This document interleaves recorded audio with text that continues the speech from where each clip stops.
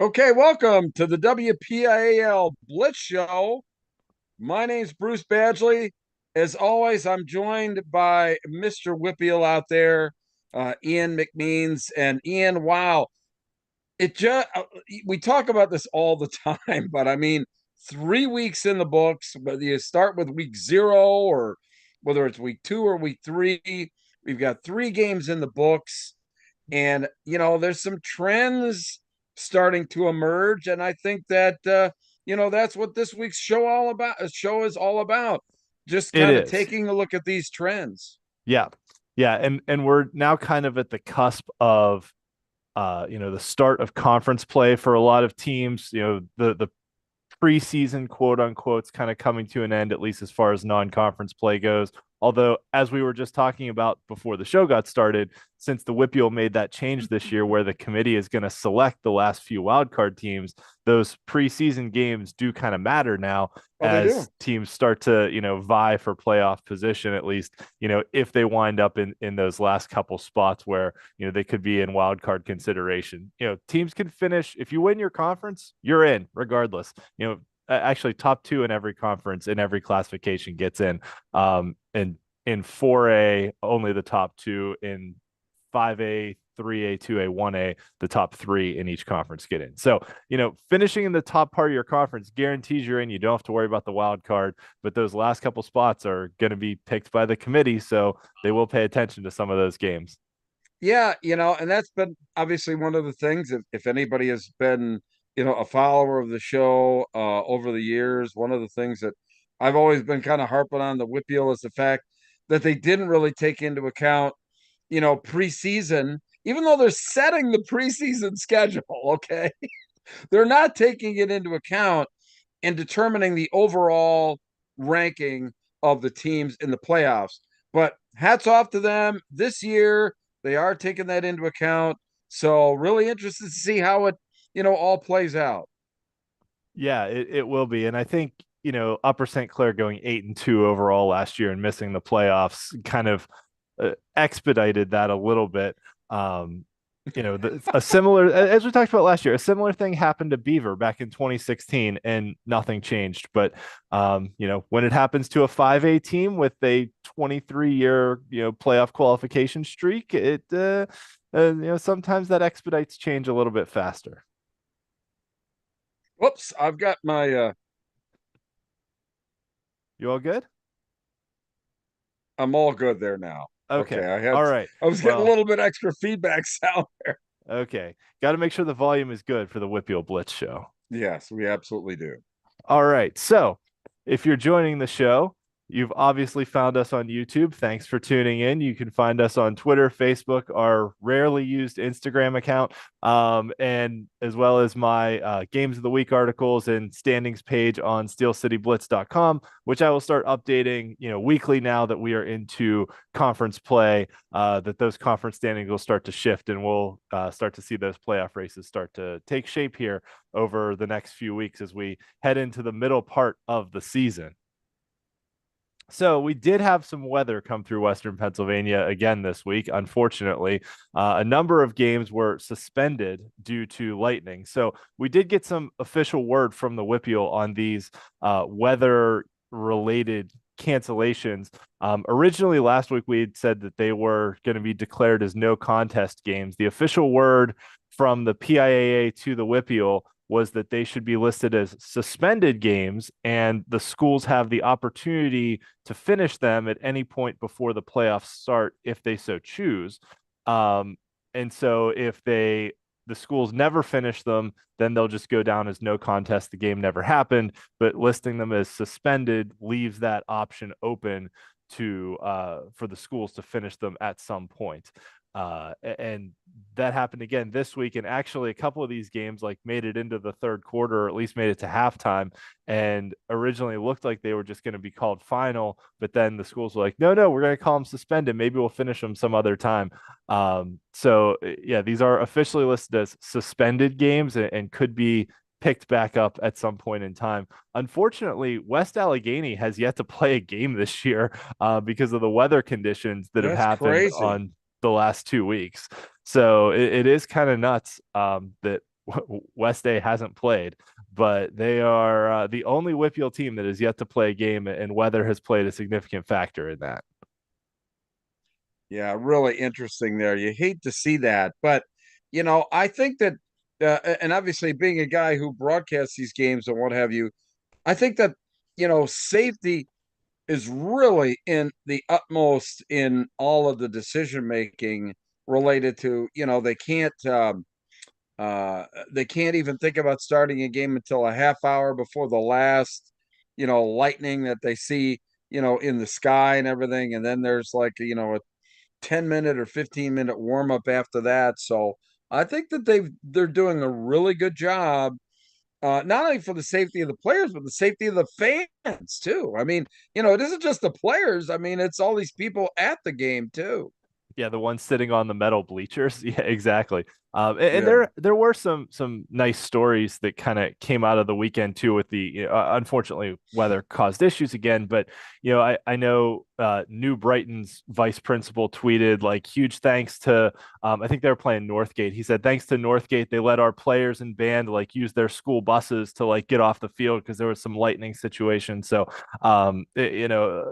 seems like the home teams are all doing the right thing and keeping an eye on the weather. They're not trying to play through things and they're following the procedures in place. It's just kind of unfortunate that some of these games haven't been able to happen because there were some good matchups on the slate here that I was kind of looking forward to. But nevertheless, we will soldier on and see what happens. The other official note from the WPIAL was that it is up to the individual schools if a player's stats in these suspended games will count towards their season or career statistics. So like the Seton LaSalle Ulsh game, they were into the third quarter of that game before it got suspended due to lightning. So even if they never pick it back up, those players could count those if the schools decide, hey, we want these rushing yards to count for our players, then they are allowed to count those towards their players' season and career statistics, which is kind of cool to know that now officially.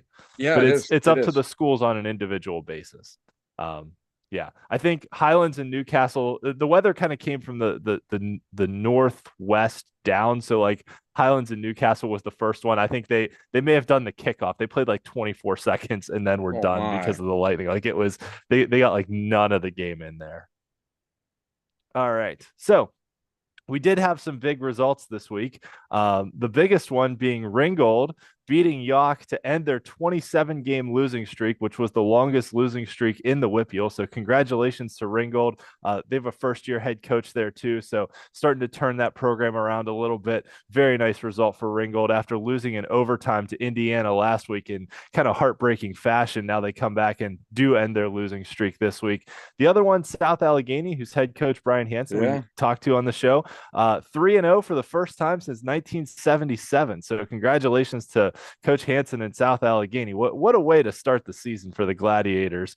And if you think back to our season preview show, that was a team that I said, watch out for them. They might be kind of a sleeper this year. I know they were 1-9 last year, but they bring a lot back and could potentially contend for a playoff spot. And they're starting to put themselves in position in a 3A classification where the Yeah. favorites have kind of all gone down in these big early season games. So 3A seems really wide open this year. And we'll talk about that a bit more later in the show, but 3A is very wide open, I think. Yeah. Um, Coach our Hansen was great last week, and He was. he's getting all kind of accolades around for their start. Yep, yep. And well, you're a little biased too because he knew a lot of your Eastern PA folks out there because he was a District 3 guy originally. That's right. Yeah. Our games of the week, Thomas Jefferson came back from a big deficit to tie McKeesport at the end of the game, sent it to overtime. McKeesport kicked a field goal, and then TJ got down to the 1 yard line and punched it in on 4th and goal from the one in a game-winning play. That was one of those like kick the field goal, send it to a second overtime, or go for it on 4th and goal from the one and try and win it. They went for it. Their quarterback got in, and that was that for TJ. Wow. Yep. Heck of a comeback for Thomas Jefferson. And Hempfield played a back and forth game with Kiski. Kiski was down like 28-10, stormed back, kicked a field goal, made it 29-28, and then Hempfield marched down the field and kicked another field goal with I think like 26 seconds left in the game or something. And then Kiski drove it back to like the 30-yard line and had a Hail Mary attempt at the end to try and take the lead back, but it fell incomplete. So a heck of a game there between Hempfield and Kiski, as well as the TJ McKeesport game. The upset of the week, I know Neshannock moved down to 1A this year. Elwood City's still a 2A program, but those two had played in the same conference for a long time, and Elwood hadn't beaten Neshannock since 2005. So I still consider this an upset, even though it's a 2A team beating a 1A team. So Elwood City over Neshannock is my upset of the week. Congratulations to Elwood City on their first win over Neshannock since 2005. Some other noteworthy results: Aliquippa finally getting a game in. They went down 14-0 early to Avonworth and then just turned it on. It was just all Aliquippa from there on out. Bell Vernon played a tight one with Central Valley and pulled ahead and kind of hung on with defense late. And then Amani Christian, man, that team is impressive. Their size, speed, everything else that they had, they really took it to Beaver. And that game wasn't even as close as the score indicates. Amani got off to like a 22-0 lead in the first quarter and then just kind of coasted from there. And every time Beaver scored or looked like they might mount a comeback, Amani scored another touchdown, and it was all Saints in that game. Well, and just going back a little bit there, talk a little bit about Elwood City. There's a team that just keeps sweeping away all of these, items that they've had for all the losing, and now they're really getting traction with the entire football program there, and they are definitely one I think that's going to be reckoned with here in 2A. Yeah, 2A is another one that's wide open. We're going to talk about Beaver Falls in a minute here, who's the defending 2A champions, but 2A is absolutely Yeah. wide open this year because even Steel Valley I thought was the favorites, but they're off to a 1-2 start, but their one win was over Washington, who is one of the other favorites. So it's but Steel Valley's lost two games big to single A opponents, to Clareton and Bishop Canavan. So it's Now let's not chop liver either, but no, but still, like, you want to see them at least be competitive in those games and not get beat like 32-0 or yeah, right, yeah. sure. So all right, so this week we have three players of the week because I couldn't pick because we had three guys. Three guys all That's scored just incredible. They all scored 6 touchdowns. So I'm like, I'm not gonna pick which player's 6 touchdown performance was better. I'm going to say you all scored 6 touchdowns, so you are co-players of the week. Well, it's I'm the tri players of the week. exactly.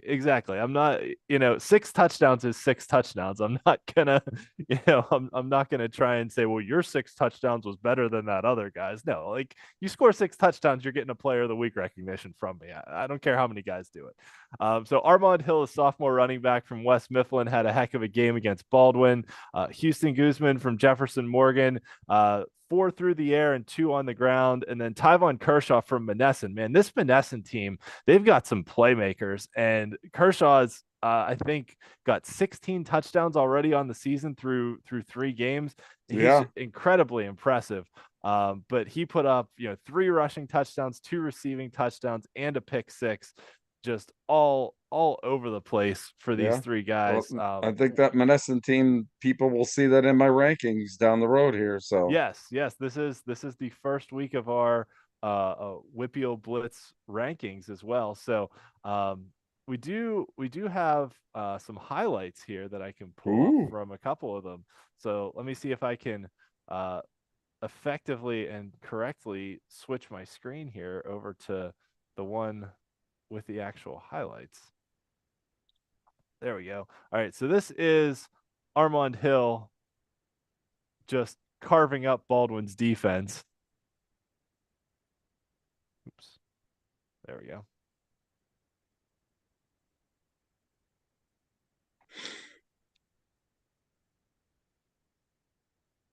And you can see, I mean, the kid has speed and burst and everything. He can cut, he can make moves, he can do pretty much anything you want as a running back, and he's only a sophomore, which is just incredible. yeah, that was the thing that you touched on there, is like, and I've said this, a couple times, and from doing a couple of, podcasts with recruiting, the recruiting process at the Division I level really starts, I mean, in earnest, right about now, for these sophomores that are really starting to make a name for themselves. Man, you have to believe that these D1 coaches are all over this like white on rice. I mean, they're looking for guys, just like this. Yep. Yeah, absolutely. And actually, I think he may have tweeted the other day that he has a couple offers already. I don't remember which one he just tweeted that he got an offer from, but it was some fairly major name. Mm-hmm. Actually, I'll look it up real quick here while we're talking. You don't need to see me poking around on Twitter and trying to search for things, but yeah, that was Armand Hill from West Mifflin, 6 rushing touchdowns.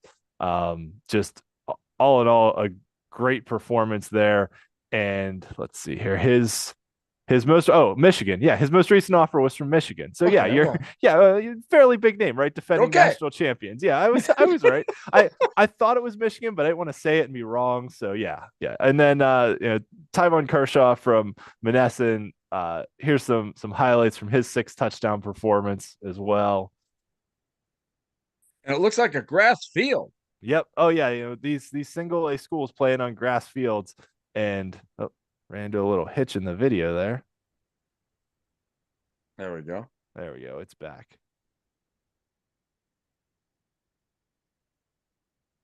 But just Look the at that. the way he can cut and move and the breakaway speed The that he vision has. too. I mean, to know where to run.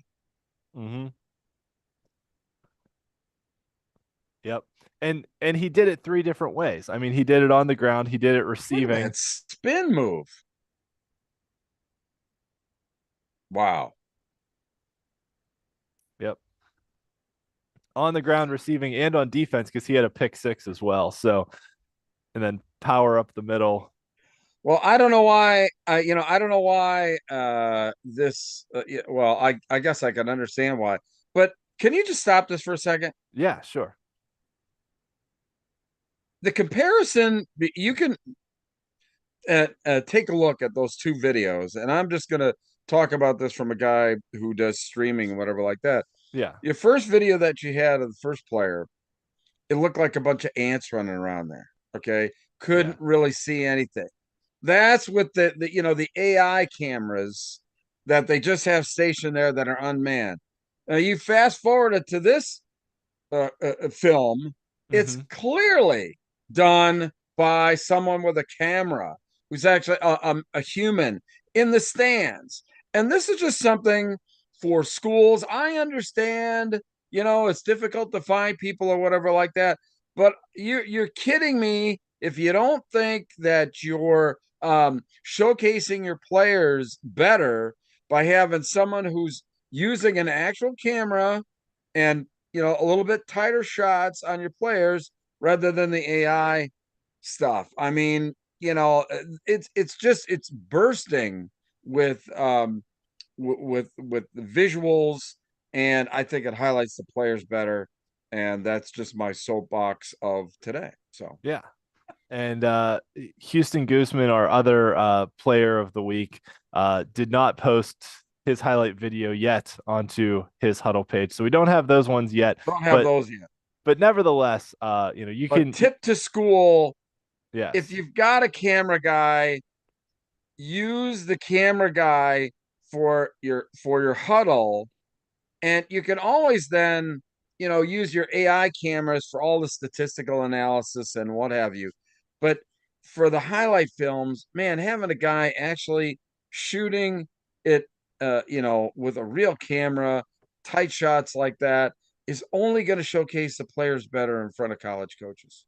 So interestingly enough, what you're saying is the film from Monessen, a 1A program, was better than the film from West Mifflin, which is they were 4A. I think they moved down to 3A. But The it is film kind of don't funny. lie. The Yeah. film don't lie. Yep. And they were playing Baldwin, who's a 5A school. So I don't know whose camera it was that the film came from, but nevertheless, that is a very good point for folks to keep in mind as they're putting together their highlight packages. And we do love to show people's highlights on the show as Yeah, much as we can. So, absolutely. And we love it when I'm able to find your highlights on your huddle pages because then I can show them on the show, and you never know who's watching. how much easier is it for, film is everything for these high school athletes in front of college coaches. Yeah. And having good film and not necessarily the highlights, but being able to see the highlights. So, So pretty much what I'm saying is if you score 6 touchdowns in a game, I will show your film on our show. that's exactly right. All right. Some of our other top performers this week. Khalil Johnson from Cornell scored 4 touchdowns 4 different ways. He returned the opening kickoff for a touchdown, had a 75-yard punt return, a 3-yard rushing touchdown, and a 32-yard receiving touchdown, which is wild. Mitch Pascal from Bethel Park had 3 receiving touchdowns and a punt return touchdown. I think this is the first time I've ever put a kicker on the list for Oh, our top wow. performers, but Peter Notaro from North Allegheny, he's committed to Alabama. So definitely a good kicker, but he made 2 50-plus yard field goals. He made a 53 and a 52. So that That's incredible. deserves, for a high school kid, that deserves recognition on our top performers. And North Allegheny was in an absolute battle against Penn Hills. I think they won like 18-12 Yeah. or something like that. So those field goals definitely mattered in the end result there. Alex Tash, the Penn State commit from Latrobe, had 250 rushing yards and 4 touchdowns. And Jaden Floyd, the quarterback from Leechburg, didn't do much through the air, but did it all on the ground with 254 rushing yards and 4 touchdowns. Wow. Yeah, good stuff there. All right. So our streak watch, Aliquippa and Bethel Park did not play last week. Their game is technically suspended if they ever choose to pick it back up again. So they maintain their active winning streaks. And on the losing streak side, Ringgold, as we said earlier, saw their 27-game losing streak come to an end. So the longest losing streak in the WPIAL is over. Congratulations to Ringgold. And now we've got some other teams that will be looking to get off the schneid as well. So that does take care, I believe, of all the teams that went winless last year. I think Charleroi and Baldwin both won their first game of the year last year and then lost all the rest of them. So those are now moving into the top spots for longest active losing streaks. But pretty much everyone else on that list of losing streaks got smoked this past week. So, we'll see how it goes, but congrats to Ringgold for breaking that multi-year losing streak. I mean, 27 games, that's almost 3 years. I think Yeah. 2021 was the last time they won a game. So Yeah, that's tough for fan base. yeah, absolutely. And our 5 of our 6 WPIAL champions from last season continued to win. Aliquippa, Fort Cherry, Peters, Bell Vernon, and North Allegheny continued their winning streak against WPIAL competition as well. And now as we're moving into conference play starting this week, I thought it would be worthwhile looking at the active conference winning streaks. Aliquippa having the longest conference winning streak dating back to the pre-COVID times of 2019. Bell Vernon and Steel Valley both last lost a conference game in 2020, followed by Avonworth and Neshannock. And then on the losing streak side, Ringgold, even though they won this week, still has the longest losing streak in conference play, with the 2 caveats that they beat Uniontown in 2020, but Uniontown, who had been in the conference previously, had declared they were going to play as an independent. And their 2019 loss to West Mifflin was a loss on the field. They played the game, but West Mifflin later had to forfeit that game due to using an ineligible player. But for purposes of the streak, they lost the game on the field, so I'm still counting that as a loss. And the only other one, Summit Academy hasn't won a conference game since 2019, but they did not play at all in 2020. So that, factors in there too. All right. So I said, you said we were going to talk about some streaks here, Yeah, right? I love the panic button. Is it time to panic on these teams, right? And all these teams are off to an 0-3 start, and maybe somewhat surprisingly, but I don't think it's time to panic on all of them yet. So we'll go one by one here. Penn Hills lost a close one to Susquehanna Township in the Rose Bowl Showcase, lost to Woodland Hills, who is one of the favorites, I think, in 5A, and then lost a very close game this past week to North Allegheny. So I do not think it is time to panic for Penn Hills. Penn Hills has lost two close games, one of which to the defending 6A champs. I think once we get into conference play here in 5A, I still think they're the primary challenger to Penn Richland in that conference, or to Pine Richland in that conference. So I think Penn Hills will be fine. I'm not ready to push the panic button on Penn Hills yet. I wouldn't push the panic button either. In fact, I did a Susquehanna Township game last week. I mean, enormous talent there at the Susquehanna Township. So, um, and obviously the loss to Woodland Hills by 20, but hanging in with North Allegheny. Quite honestly, you talked about the fact that it took three field goals, two from over 50 yards, to beat Penn Hills. So they were in that game. So I wouldn't panic either. Yeah. Yeah, I agree with you there. Next on our list is McKeesport, who is, reached the 4A championship game last year, also off to an 0-3 start, but two of their three losses are in overtime. The first one in double overtime against the Lake, Ohio team that they played, and then just this past week to Thomas Jefferson, and then losing to defending 5A champs Peters Township. Everyone's losing to Peters Township. Everyone lost last year to Peters Township. Right. I'm not worried about McKeesport either. I think they'll be just fine.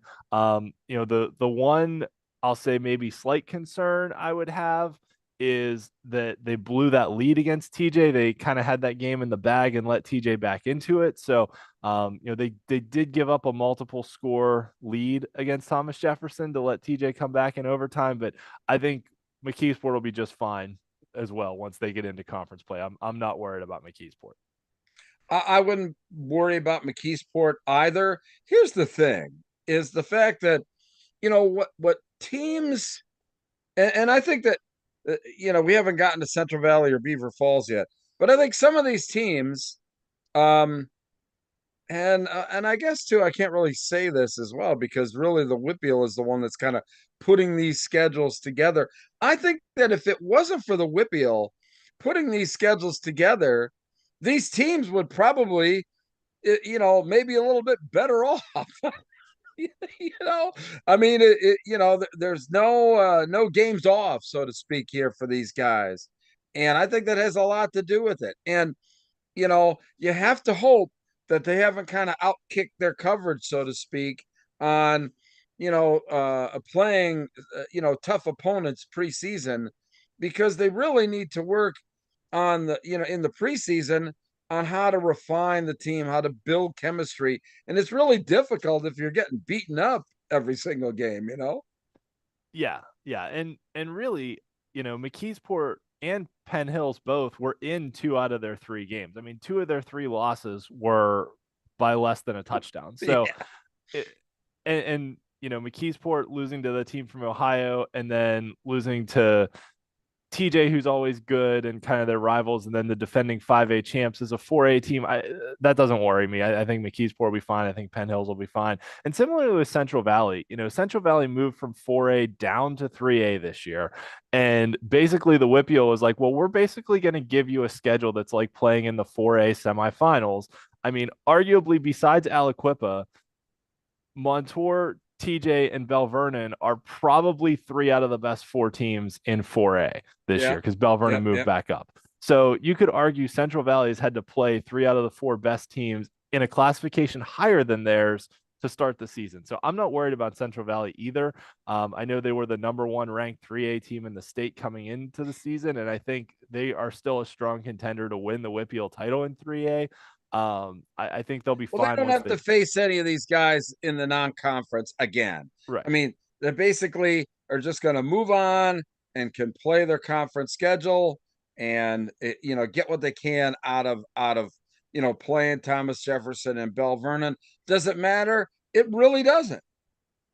No, no, I agree. I agree that it doesn't. And I think playing those teams close, playing a good Bell Vernon team to a one score game, it means a lot. If the WPIAL committee is going to look at non-conference games, you got to look at who they played and the caliber of opponent too, since the WPIAL is the one making these schedules. And like we've talked about, that the WPIAL tried to match up kind of like versus like teams. So when you put these powerhouse teams together, somebody's going to lose, right? That you're not.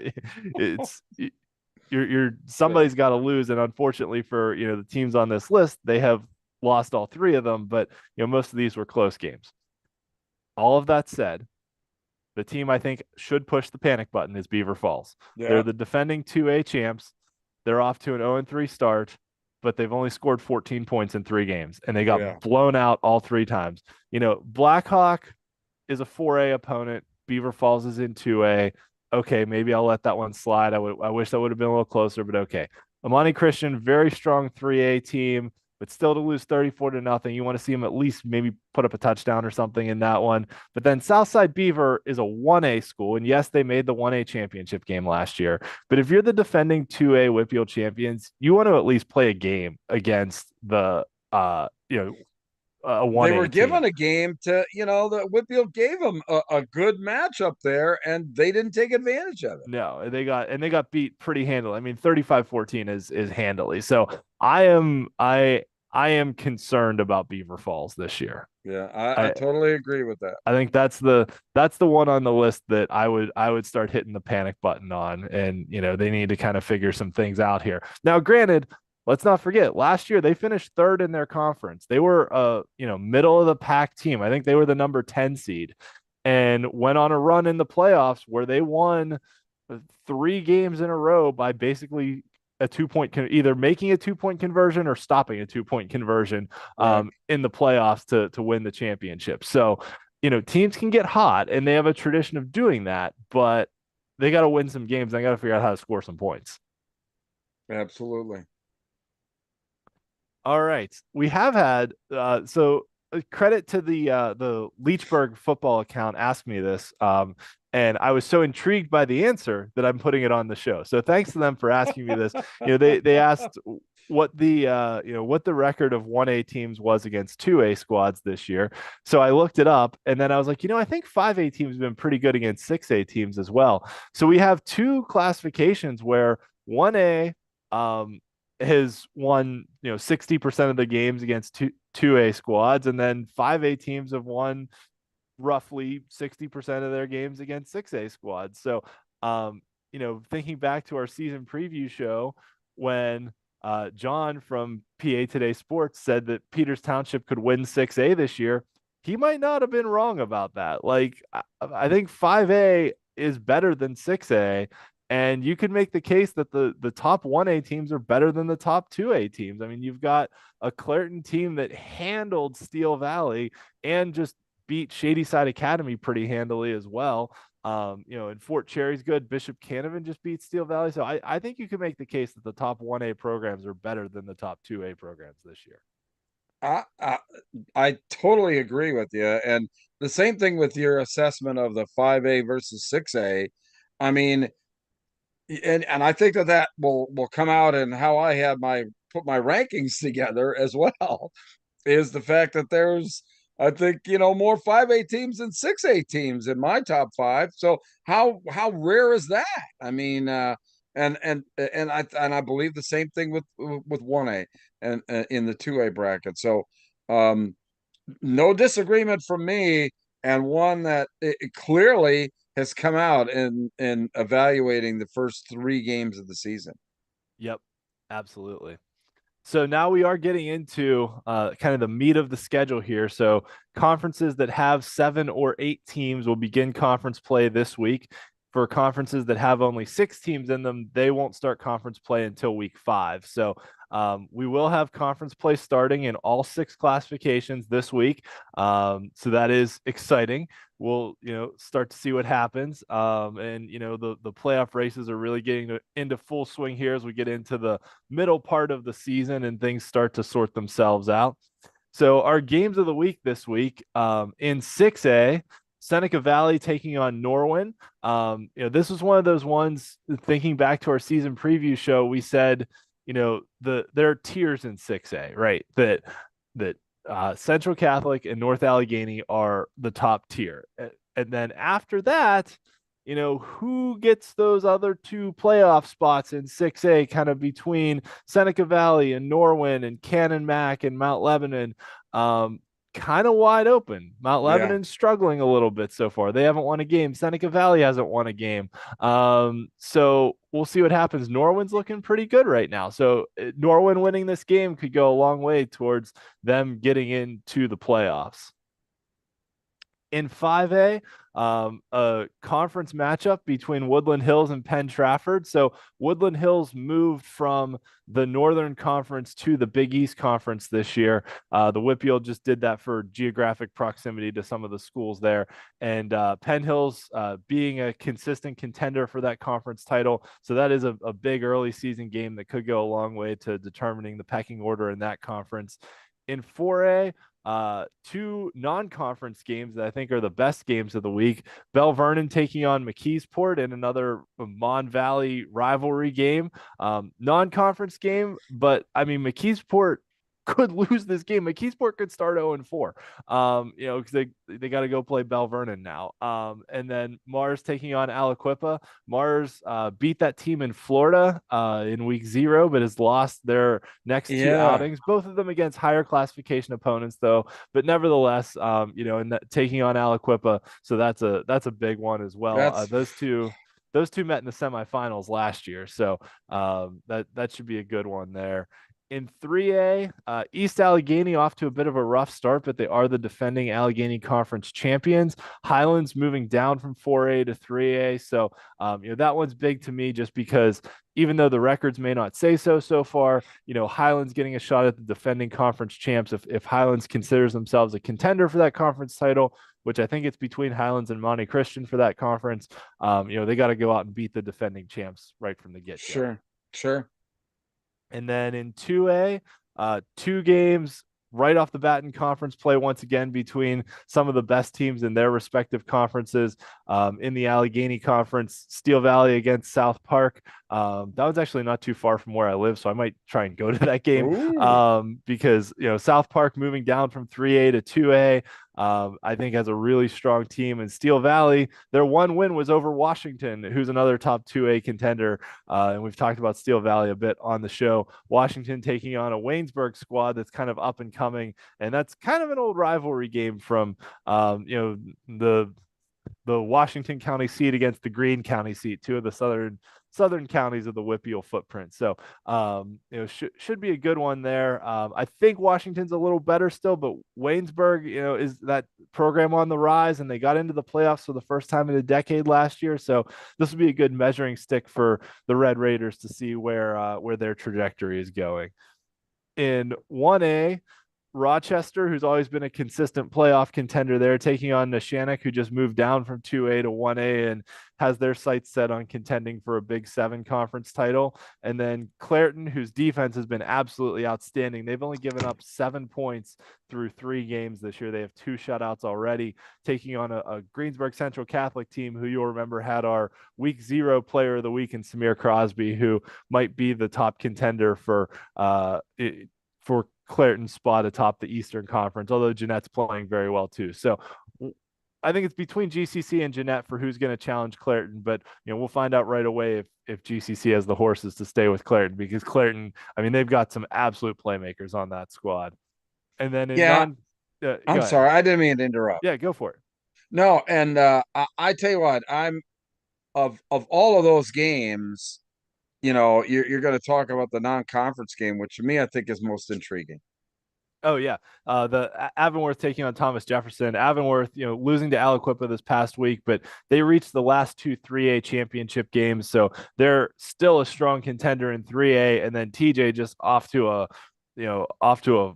lightning fast start in 4A. So one of the best 3A teams taking on one of the best 4A teams should be a good one.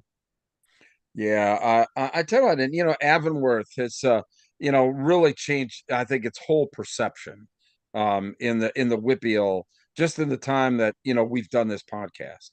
And I'm really giving them a puncher's chance here, against TJ. Obviously TJ is going to be favored, but I tell you what, anytime Avonworth lines it up now, people have to respect them for what they've accomplished. Don't you agree? Oh yeah, I mean they were kind of a middling program, I'll call them, for a long time.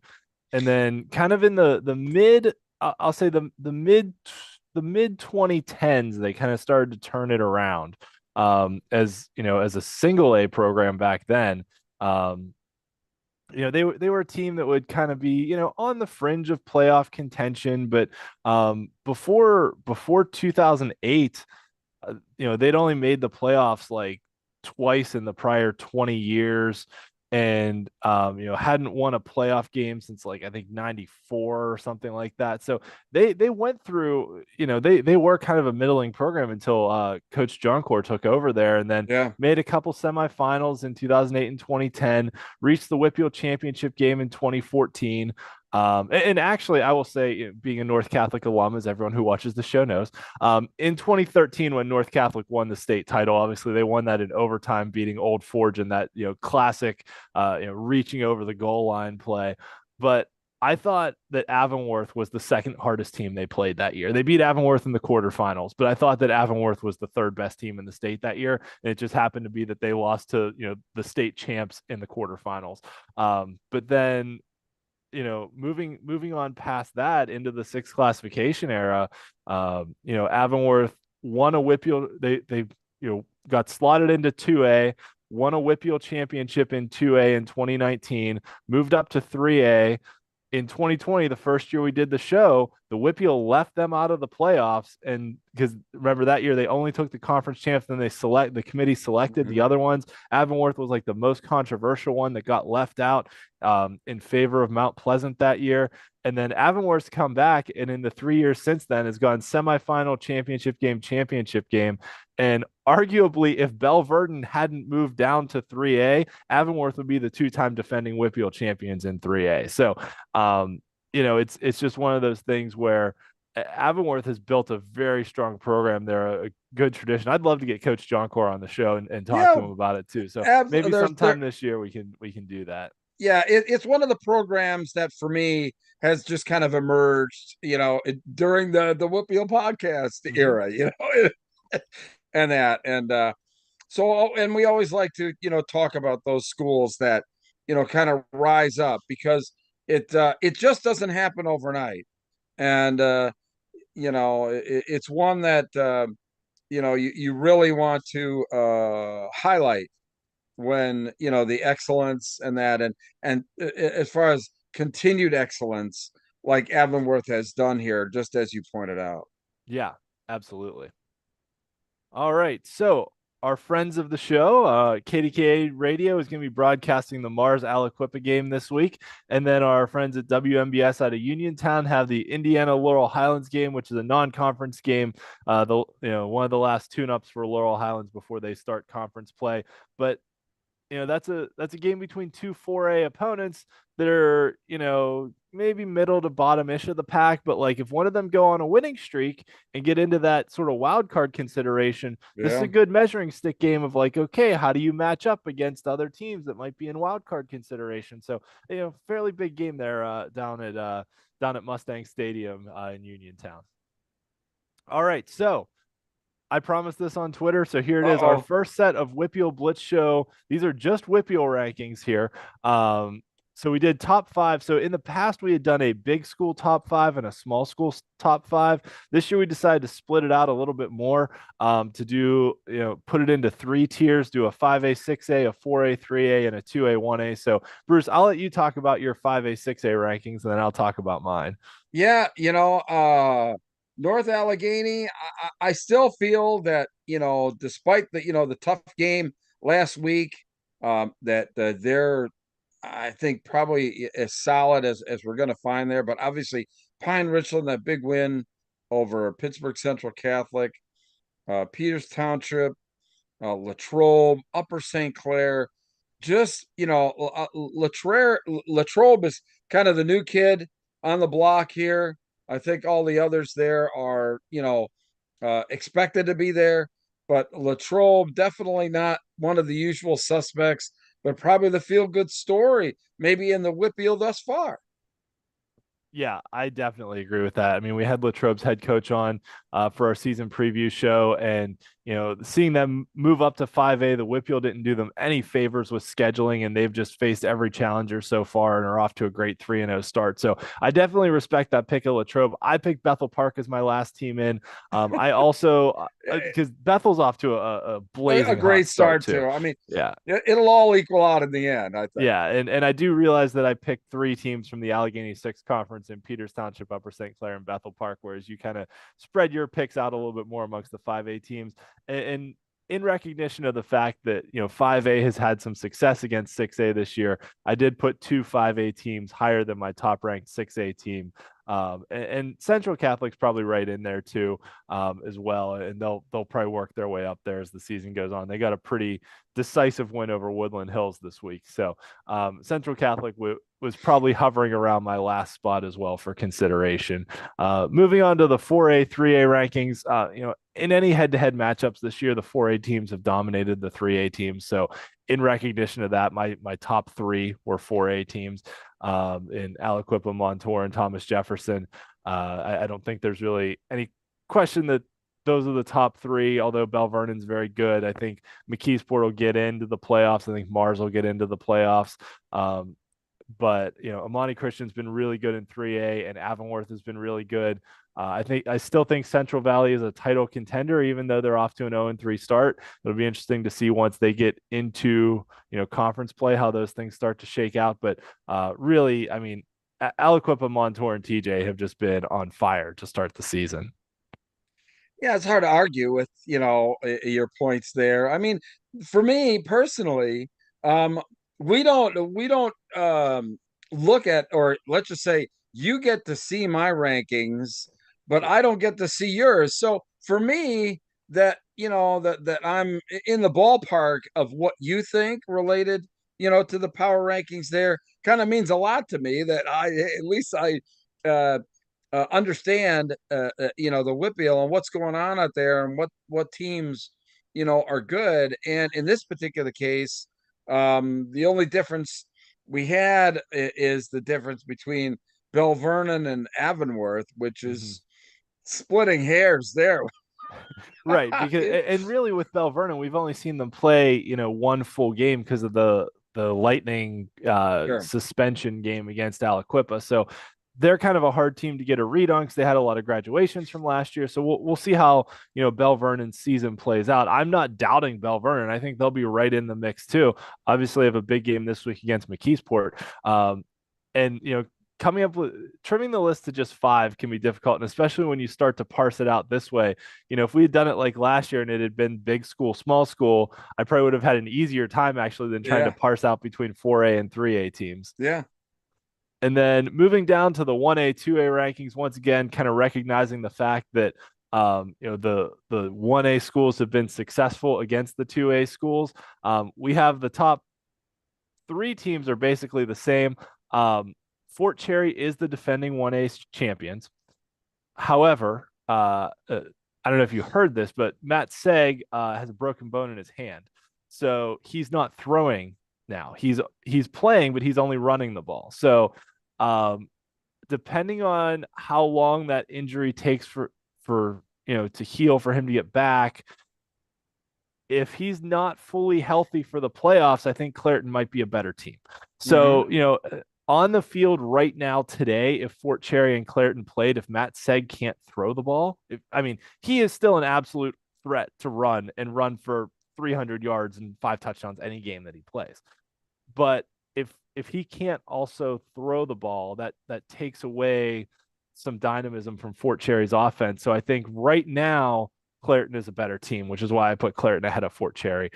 Seton LaSalle beat Bishop Canavan on the field. So despite Bishop Canavan's very convincing win over Steel Valley, this week I still had to put Seton LaSalle, who's in 2A, ahead of them.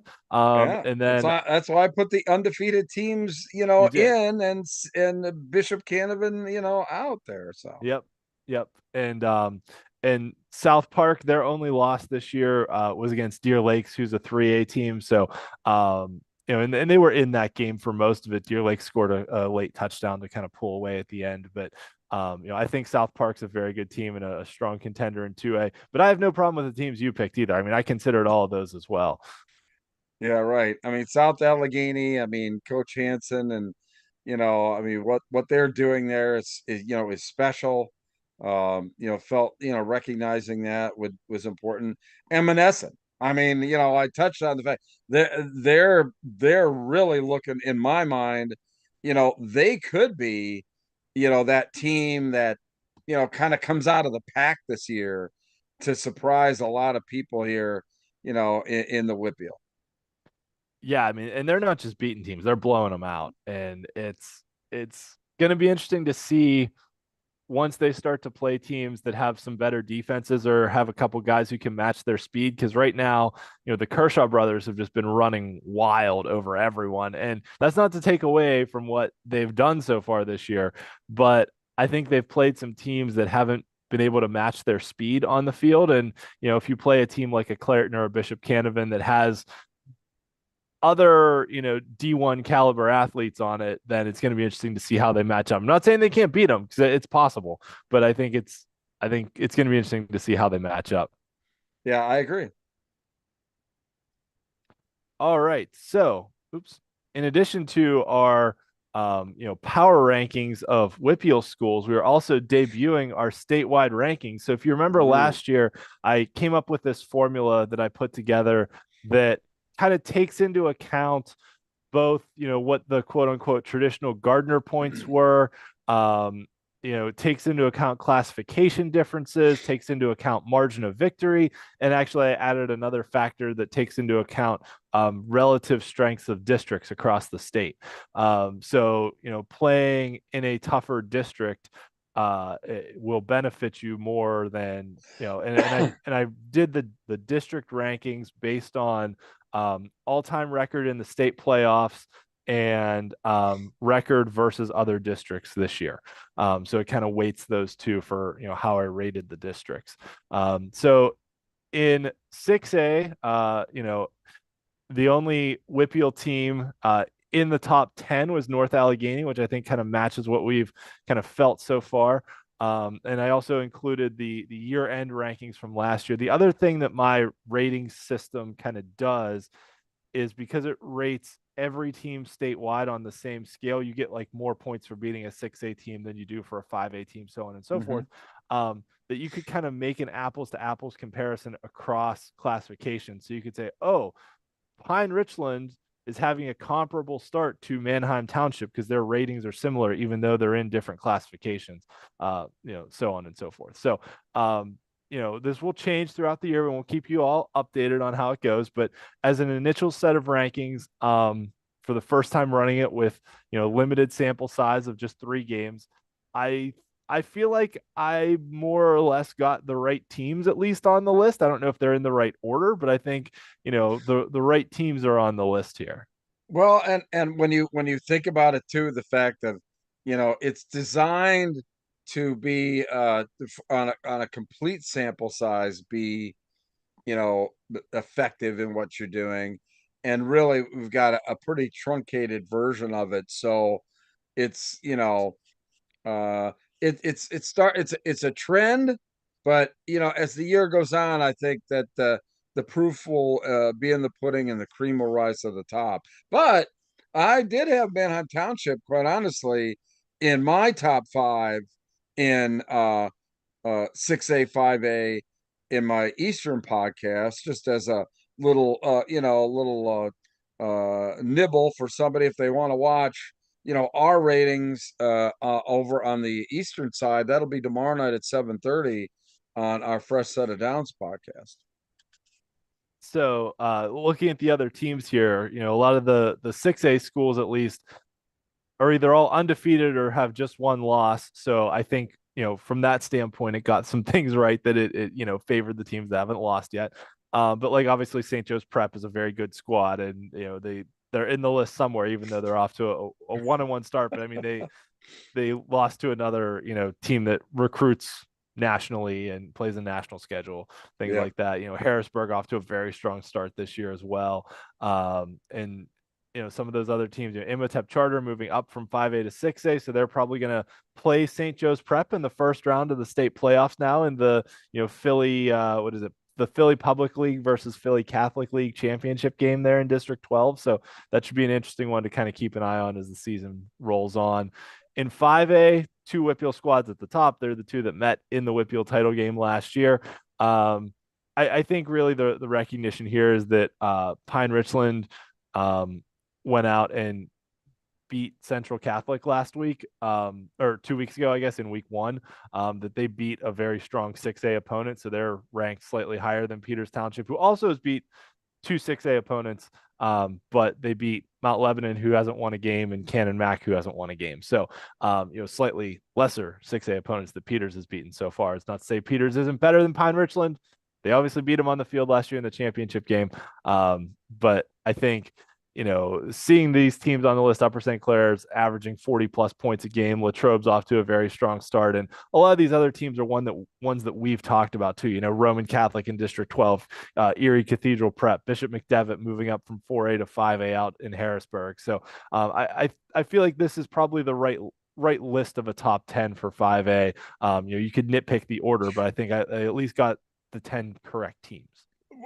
Incredible talent. I mean, all of those squads, and Cathedral Prep really looking the part, thus far. So, yeah, I tell you what, that just has me shaking my head on what the 5A tournament's going to look like come come playoff time. It's definitely going to be interesting because you'll probably get, I think it's the WPIAL champ against the District 3 champ in the one semifinal. So you probably get, potentially a Bishop McDevitt versus WPIAL champ, and then was it District 1 against District 12, or Yep. yeah. District, yeah, it's kind of like, yeah, district 1, 12, 11. They just kind of, beat themselves to a pulp. And it is going to be very interesting this year. A lot of really a lot of depth of talent in all classifications. Yeah, absolutely. So moving on to 4A and 3A, no surprise, Aliquippa, the top ranked squad in 4A. And you can just kind of see from the numbers the degree of separation that Aliquippa has from everybody else. So just as a point of comparison, Aliquippa is rated at a 116, which would have put them at, what about the sixth or seventh best 5A squad on the list. So, just to kind of compare where things stand there. Like I said, I did try to design the formula so you can make comparisons across classifications like that. Montour, TJ, Bell Vernon, Mars all showing up, in the list, and Mars at 1 and 2 kind of surprised me that they were on the list. But I think the fact that, their two losses were against higher classification opponents and against good teams, was something that I tried to build into this, was that, losing to a good team doesn't hurt you. Losing a close game to a good team shows that you're also a good team. But then, some of the ones from out east with McDevitt moving up to 5A, there's kind of a void to be filled there in District 3 for who's going to come out of there. LS, is the top ranked team initially, but Jersey Shore is a very strong squad out of District 4, as well as some other ones out of District 12. Yeah, and I'll tell you what, I mean, again, just depth of talent in each one of these classifications. Not the usual suspect is Twin Valley, who is really a powerhouse program out of District 3. Bonner Prendy, boy, they look awful tough too. So, yeah, we'll see how that all shakes out. Yep. And then moving down to 3A with Bell Vernon moving up to 4A and Central Valley off to an 0-3 start. A little bit of a void at the top. Northwestern Lehigh made that run to the championship game last year. So they're sitting atop the current rankings here with Avonworth not too far behind in second place. And then Danville, who's been pretty strong out of District 4. And then, some other teams from the eastern side, Scranton Prep, and then Southmoreland and Deer Lakes being undefeated squads, and as well as Amani Christian. I think just thinking about mathematically how the formula works, that Amani's been incredibly impressive. Don't get me wrong, but they've also beaten a few schools from lower classifications. So I think that kind of factors in a little bit. But that'll all get sorted out as we play more games and things go on here too. Absolutely right. All right. And then finally with 2A and 1A, Southern Columbia has that one loss to Wyomissing on the was that week 0 game that you Yep. did. And so I think that just slid them slightly down, whereas Troy's undefeated out of District 4. We talked about the WPIAL being a little weaker in 2A this year, and I think that's kind of reflected here that the top ranked WPIAL team is Seton LaSalle that doesn't come in until the 5th slot in the overall rankings. A lot of teams from District 4 here so far that are off to undefeated starts. Yeah, and yeah, Troy though, boy, I tell you what, they just keep reloading. They look awful tough, and interesting to see how Steel High is going to fare, in the 2A classification with all the graduation that they had, whether they're gonna be there at the end like they have the last few years. Yeah, because they got forced up by the success formula, if I'm not mistaken. Yeah, I'm not entirely sure whether that was that or just enrollment, quite honestly. I thought they got forced up, but I could be wrong. And then in 1A, I think this is one of the most intriguing things to watch this year is that Westinghouse out of the Pittsburgh City League that lost in the state championship game the last 2 years to Southern Columbia was able to move down to 1A this year because of enrollment. And the way the state slotted the brackets, the WPIAL champ is on one side and the Pittsburgh City League champ is on the other side. So potentially we could have a WPIAL versus City League state championship game happening at Cumberland Valley. So whoever the top WPIAL team is could wind up playing the top City League team in the state championship game, which is an interesting way that they set up the state bracket. But I think that was in recognition that Westinghouse is an extremely strong program, so maybe they'll slide around that West versus East stuff a little bit to put Westinghouse on the quote unquote East side of the bracket in the state. But Fort Cherry, Clairton, Cornell off to a very strong start. Jeanette, very good. Neshannock moving down from 2A to 1A. But there is kind of a void here now in 1A with Steel High moving up on that eastern side of the bracket that, Yeah. Canton's been a very strong program that just couldn't get by Steel High the last couple years.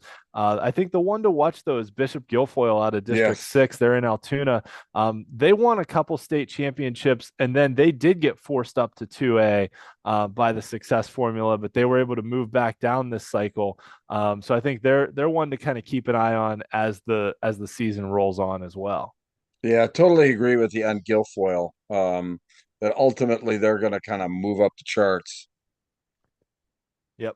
All right. So our WPIAL look back from our friends at PA Football History. Some fascinating notes this week. Nothing as good as the hippo guy last week.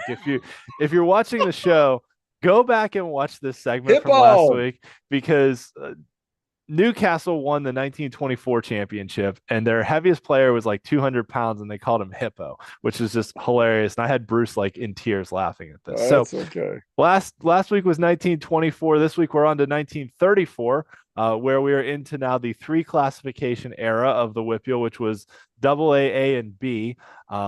In AA, Newcastle again, just like they did a decade, awarded the title. Yes. So they had this Gardner points system, which they still use today.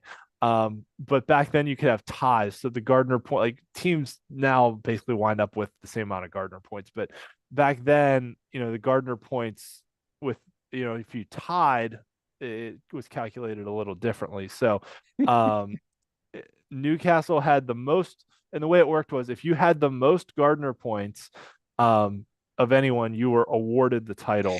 If you and another team tied for the most Gardner points, you would play in a championship game. So Newcastle was awarded the title. They had actually tied New Kensington earlier that year. You can see the headline here, thanks to our friend at PA Football History for finding that headline from 1934. That they had tied, and they had agreed to actually play a rematch game but they couldn't get it scheduled. And then like basketball season started, and New Ken was finally like, we're not going to play, we're done. And so Newcastle basically just claimed the title because they're like, well, New Ken backed out of the championship game, so we're the champions now. So that was the third straight title for Newcastle. Some crazy stuff happened back in the 1930s. In Class A, North Braddock Scott, who would eventually merge into Braddock or General Braddock High, that had that record run of 4 straight WPIAL titles in the 1950s. They defeated Ambridge. That was a powerhouse program. They won 4 titles in 5 years. North Braddock eventually merged into what is now Woodland Hills. So that area has always been very strong in terms of football tradition. 4 titles in 5 years for North Braddock Scott. Nice little picture that I found. Of the North Braddock Scott, trophy Trophy case from case. back in That the is day. incredible. Yeah, I don't remember where I found that one. It was on some historical website. And then another fun story in Class B, which was the smallest classification. So Glassport had the most Gardner points, and was awarded the title basically. And it was their third title in third in 4 years. But Bethel Township basically challenged them to a game because Bethel felt like, and there was they had played to a tie, I think, earlier that year. um and uh somebody later had to forfeit the game or something like that because they used an ineligible player. So Bethel basically challenged them to a game, but Glassport was like, well, we've already been awarded the title, so we're going to keep the title, but we'll play you again. And then Glassport went out and beat them like 27-0 in the rematch game. So Bethel challenged them and lost, but but that's not officially recorded as a championship game. It's just recorded that Glassport, won the title on having the most Gardner points. But, like I said, some crazy stuff. But this was also kind of the dynasty era here, right? Like this was the third straight title for Newcastle. North Braddock Scott won 4 titles in 5 years. Glassport won 3 titles in 4 years. So, some very strong programs in those 3 areas during this early 1930s, Well, and it had some pre-World personnel, War, had some post-depression personality time to it too period. there, Ian. I mean, with the challenge, I will take you on, nobody backing down, and uh and really great stuff from Yeah. PA football history there. Incredible stuff. Yeah. Everyone should go follow him on Twitter. He's great. He's the man. So if you've enjoyed listening to us talk about WPIAL football and want to hear us talk more about other things, we are also on other shows. So I'm on a Steelers podcast, which is the Steel City Blitz podcast. We record on Thursday nights around 10 o'clock, streaming live on YouTube, or check us out on basically any other platform that exists later afterwards. And then Bruce's Fresh Set of Downs show covers Eastern Pennsylvania high school football. 7:30 Tuesday night. Myself, Dave Micah, Bob Long. We will, duke it out. I mean, talk about everything Eastern football there. Hopefully, we'll have a guest as well tomorrow night. So, that's the plan. But fresh set of downs, guys should, get used to, checking out what's going on the eastern side of the state. That's for sure.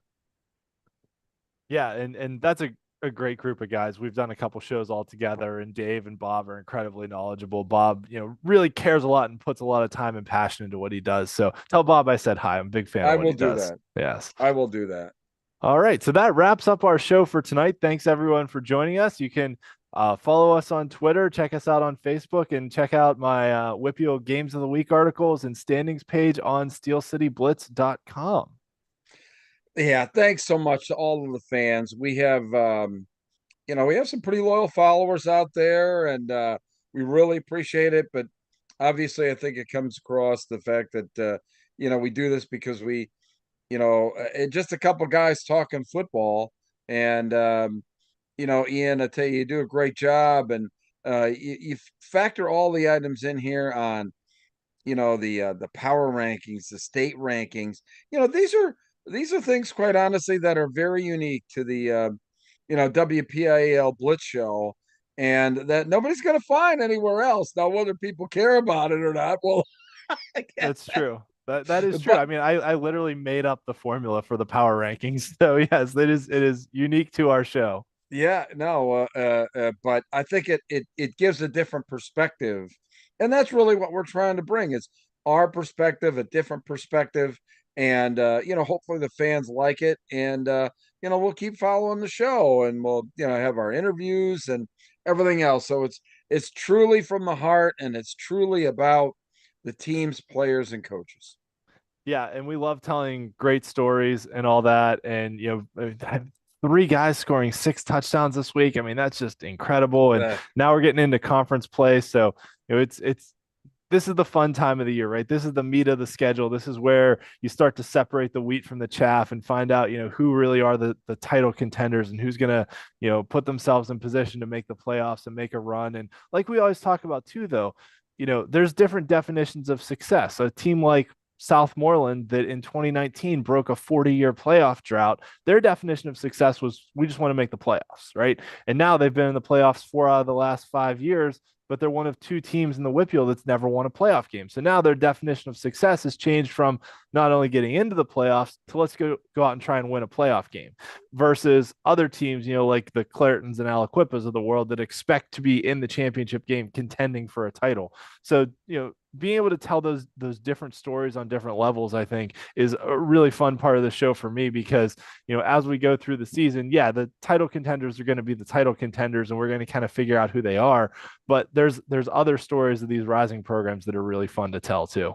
Yeah, there's a million stories in the Naked City, right? I mean, and that's what we're here to do and talk about and whatever. So listen, thanks so much to everybody for watching. 9:30. Hopefully this will be, appointment for you. I mean, we do it live so that, we can have the live chat so that we can allow fans to be part of the program as well. And my buddy Jim Gorman checking in. Jim watches all of the podcasts here, and appreciate all the kind words from everybody. Sometimes it's difficult with your sign-ons there to know your name, so you can.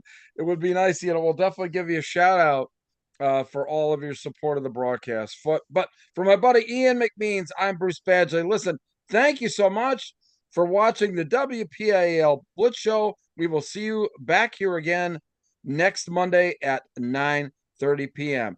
Thanks and enjoy the games.